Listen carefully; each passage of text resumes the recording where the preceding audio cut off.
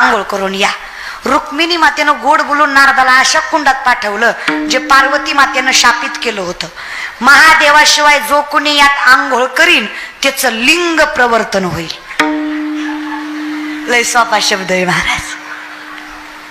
म्हणून म्हणलं दृष्टी न फिरे. नारद कुंडात गेले खरं पण वर आलेच नाही. वर आले नाही, वर आली उगच्या उगत धोतर गेलं लुगडं आलं. चांगली चिपळ्या वाजवीत होते. चिपळ्या गेल्या बांगड्या आल्या. चांगली शेंडी होती, शेंडी गेली निघाली.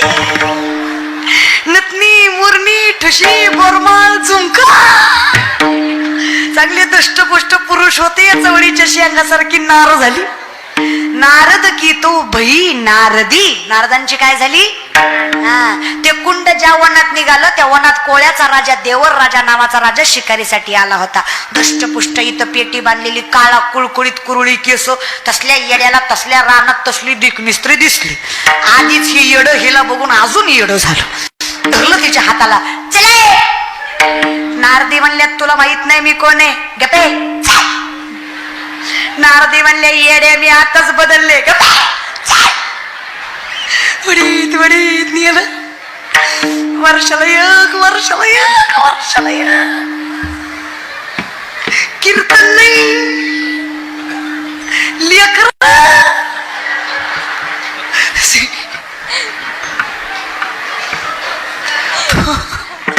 थोडी झाली असती ठीक होत. 60 पोरं झाली. किती झाली? 60. नारदी म्हणले धनी 60 बी पोरच होय व एखादी तरी वार घालाय पोरगी असू द्या. पोरांचा काय भरोसा. 61वी मुलगी कपिला षष्टी. किती लेकर? 61. कुणाला? नारदीला. नारदीला. नारदाला कशी? नारदीला. आधी नारदाची काय झाली? तिला 61. महाराज 2 असले घरात किती जीव दमतो. माय मावल्या देव 2 बी गुणाची देत नाही. एक शहाणा असतंय, एक शहाणा सगळं ऐकतंय, दुसरं माणसं बघून उड्या मारतय. त्याला माहित आहे पाहुण्यात काय करते, निश्चित जातो खाती करती काय. पाहुणं गेल्यावर मार का खाणं होईना, मजा मारून घेत होती महाराज. तुम्ही सांगा माय 2 एवढी तर 61 किती असं. एक खात, एक उठत, एक झोपत, एक रडत, एक उठत. असली जनावर समजण्यापेक्षा मेलेला रातच उठली, कुंडात उडी मारली, जीव दिला, मिली नाही, जाग्यावर आली. पुन्हा उघड्यातून धोत. नारद म्हणले सुटलं. पुन्हा काहीतरी व्हायच्या आधी पटकीने पाण्याच्या बाहेर म्हणलं आता नका.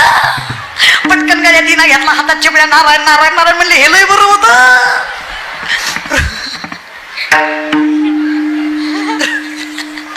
रुक्मिणी आई साहेब दारातच हार घेऊन उभा होत्या. प्रेमाने म्हणल्या नारदराव. नारद लांबनच म्हणलं नगे. हार बी नगन, फुल बी नगन, राव नगन, काय रावच ठेवला नव्हता नार. आई साहेब, आई साहेब, आई साहेबच बरं. पण मी काय म्हणतो, चुकलं होतं तर तोंडानं सांगायचं. लय चुकलं होतं 2-4 हाणायच्या. 61 भारत पण तेवढे बरे का. लय सोचलं काय ते लेकर, काय ते नवरा. बाई बघितली की अंगावर काटा येत आहे. आता जिंदगीत कुठल्या बाईकडे बघ. सेलूकर मला हसून नारदाचं येत नाही. मला काळजी तुमची वाटते.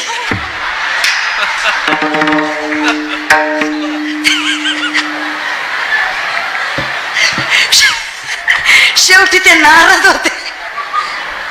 त्यांचा अधिकार होता. ती एकदा चुकली तर त्यांची एवढी फजिती झाली. तुम्ही पुरीचा डीपी दिसला तरी झुम करू करू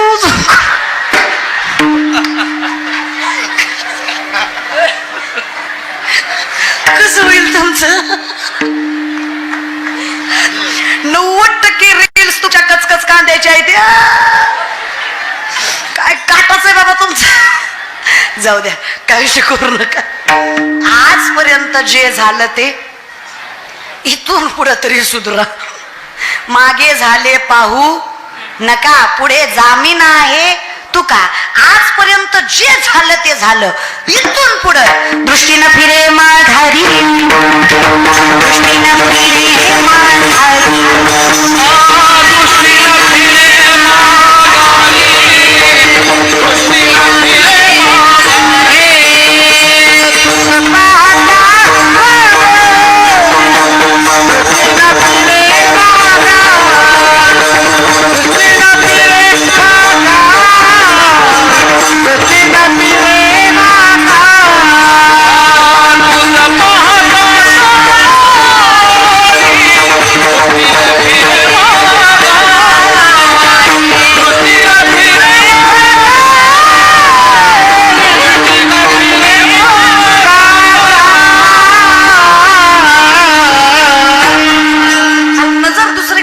विषयच नाही देवा. त्याच मूळ कारण आहे माझे चित्त तुझे.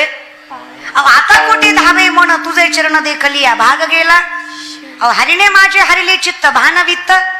काय अवस्था सांगावी देवा तुम्हाला. एवढी अवस्था बेकार झाली. आम्ही आसोनी संसारी पण जीवे, शरीर फक्त संसारात आहे, आत्मा तुमच्या जवळच आहे देवा. इतकं तुम्ही सामर्थ्यवंत आहात, पण सगळ्यात बेकार मन आहे. माऊली सांगतात विवेकाते भुलवी संतोषाशी चाड लावी, पैसे जे तरी हिंडवी दाही दिशा. विवेकी माणसाला अविवेकी बनवतं, संतोषाला चाड लावतं, बसल्या जागी फिरवतं असं मन आहे. मना इतकं चंचल काही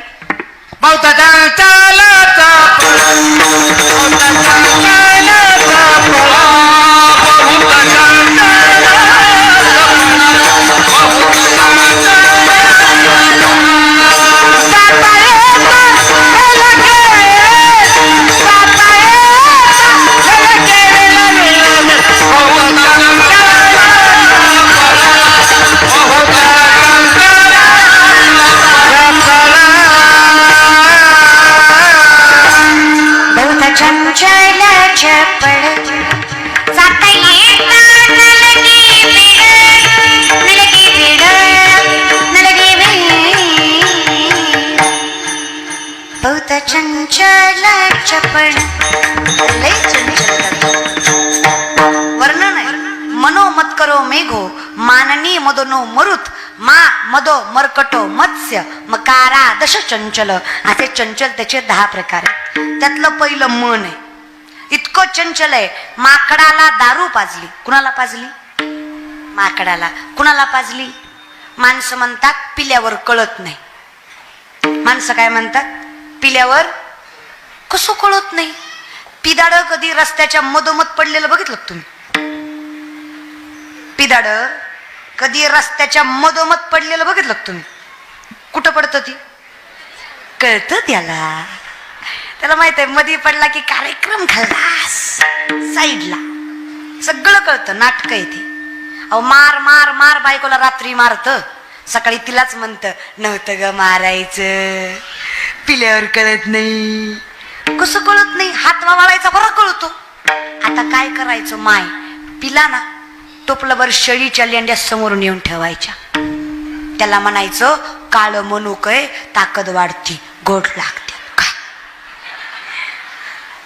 खाईल का ग माय? अगं किती बी टाकलेली असू दे, तेवढ्या धुंदीत म्हणीन ए अडाय का मी लेंड्या.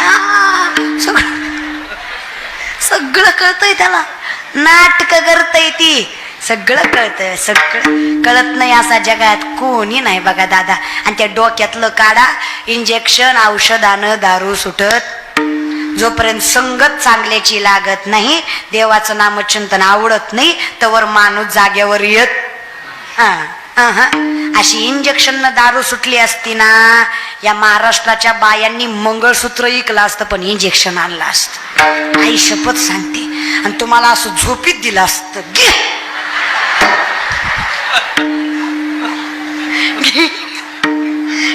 जनावरागी, जिंदगी वाटोळी केली दलिंदरागी.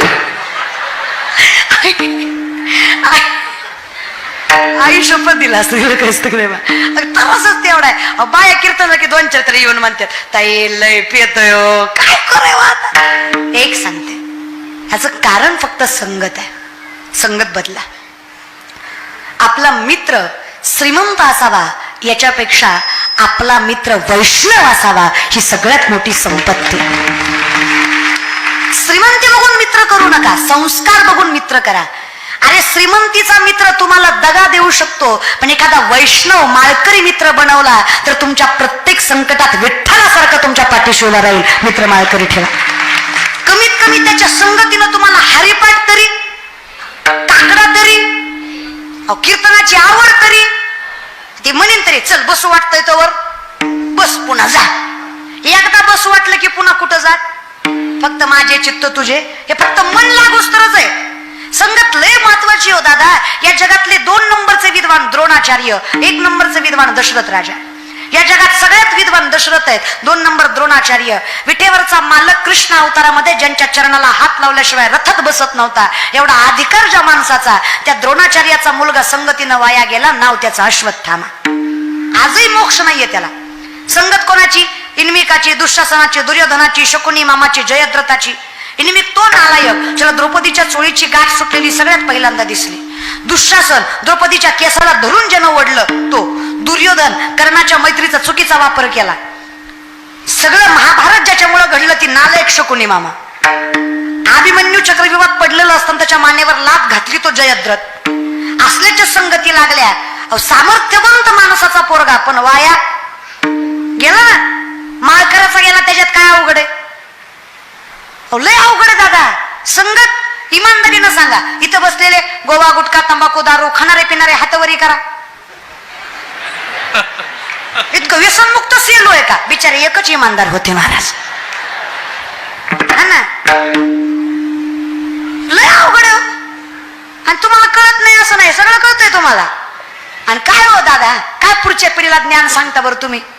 आता ही म्हातारी माणसं लय तोंडवर करून पोरं वाया गेली, पोरं वाया गेली, पोरं वाया गेली. अरे पण का गेली? बिडी फुकू फुकू तुमची थोबाडा आत गेली म्हणून पोरं वाया गेली. उगाच थोडी गेली. आम्ही वाया गेलो याला काय तर कारण असेल का नाही? अहो तुमची दिवसाची सुरुवात वासुदेवानं व्हायची. आमच्या आयुष्याची सुरुवात पाववाल्याच्या भोंग्यानं झाली. तुम्हाला झोपाय अंगाई होती, आम्ही शांताबाईवर झोपलो. काय फरक आहे का नाही? लय अवघड आहे. अहो म्हातारा जीव झाला तरी भजन करीत नाही ती. मारुतीच्या वाटेवर बसून पते खेळतात. ब्रह्मचारी मारुतीला राणी दाखवतात. ही गुणाची. फक्त पोरच वाया गेल्या. लयच अवघड आहे. पण बाबा ह्या म्हाताऱ्या बायका सुद्धा दारात बसून आजकालच्या काय पोरीत वय, ह्यांना काय लाजायत वय, आमच्या जमान्यात नव्हतं माय असो, आम्ही किती इज्जतीनं खाल्लं माय, किती कष्ट केलं माय, ह्यांना काय झळय माय, वय ग माय. आता काय करती? आता मिसरी चोळती. तुझ्या मिसरीच्या वासानं गोठ्यातल्या म्हशीनं दूध द्यायचं बंद केलं. इतका भांगार वास आहे त्या मिसरीचा.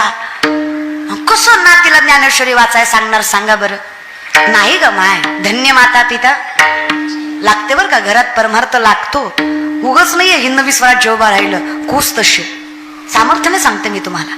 उगच होत घरात लागतच. ज्या दिवशी महाराष्ट्रातला प्रत्येक तरुणी आणि तरुण काकडा हरिपाठ करेल त्या दिवशी माझा महाराष्ट्र जगातील सगळ्यात उच्च अंकावर असायला विश्वास नाही देत. वाचा ना ज्ञानेश्वरी. जे काही तरुण पिढी हे पाठीमागच्यांचं जाऊ दे रे, यांचं केलं ते गेलं. आपला तरी विचार करा. काय शिकतो आपण सध्या? Art, commerce, science, CBSE, SSC, BHMS, MBBS, PhD, agriculture, MPC, UPC, जे काही असेल हे शिक्षण जे आपण घेतोय हे अध्यात्मापेक्षा मोठं नाहीये. जोपर्यंत तुम्ही स्पिरिच्युअल राहत नाही तोपर्यंत तुम्हाला खरंच समाधान मिळत नाही. 90% सायन्स इट्स ज्ञानेश्वरी. 90% विज्ञान म्हणजे ज्ञानेश्वरी आहे. बायोलॉजिकल सूत्र, केमिस्ट्रिकल सूत्र ज्ञानेश्वरीमध्ये बघायला भेटतील तुम्हाला. या बल्बचा शोध 100-125 वर्षापूर्वी कुठल्या तरी पाश्चिमात्य सायंटिस्टने लावला. अख्ख्या जगाला त्याचं नाव माहीत आहे. 750 वर्षापूर्वीचा काळ आहे. 16 वर्षाचे ज्ञानेश्वर माऊली ज्ञानेश्वरीमध्ये सांगतात, उदकाचेनी आवेशे प्रगटले तेज लखलखीत दिसे, तर या विजू माझी असे सलील काही. उदक म्हणजे पाणी, आवेशे प्रेशर, पाण्याच्या प्रेशरनं वीज निर्मिती होणार. हे 16 वर्षाच्या ज्ञानेश्वर माऊलींनी 750 वर्षापूर्वी ज्ञानेश्वरीमध्ये सांगितलं. हे अध्यात्म आहे.